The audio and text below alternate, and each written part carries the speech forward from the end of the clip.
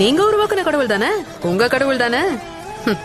இத செஞ்சா பாவம், அதை செஞ்சா பாவம், இந்த பாவத்துக்கு அந்த பரிகாரம், அந்த பாவத்துக்கு இந்த தண்டனைன்னு எதுக்கு எடுத்தாலும் பயம் பயம் பயம்னு பயத்தை வச்சுதானே உங்க கடவுள் ஓட்டிட்டு இருக்காரு. பணக்காரங்களை சீக்கிரம் பாப்பாரு, ஏழைங்களை கியூல நிக்க வைப்பாரு, கொலை கொள்ள பண்ணவங்களுக்கு கூட விஐபி தரிசனம் கொடுப்பாரு. கொஞ்சம் காசு கொடுத்தா போதும், பாவத்தை ஈஸியா மன்னிச்சிருவார்ல. இதானே உங்க கடவுள். போதும், உங்கள மாதிரி ஆளுங்க கடவுளை காப்பாத்தினது போதும். அவரே காப்பாத்திக்குவாரு. உங்க எல்லாருக்கும் என்ன தெரியும் இந்த சாமியார்களை பத்தி?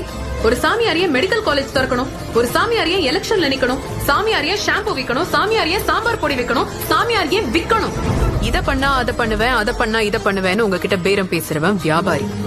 அந்த வியாபாரத்துக்கு உங்க பயம்தான் மூலதனம். அந்த பயத்தை முதல்ல தூர போடுங்க. பயத்துல சாமி கும்பிடாதீங்க, நம்பிக்கையில கும்பிடுங்க. உங்களை உருவாக்குன கடவுளுக்கு உங்ககிட்ட இருந்து எதுவுமே தேவையில்லை. உங்க பிரச்சனையை கடவுள்கிட்ட டைரக்டா சொல்லுங்க, அவங்களுக்கு கேட்கும்.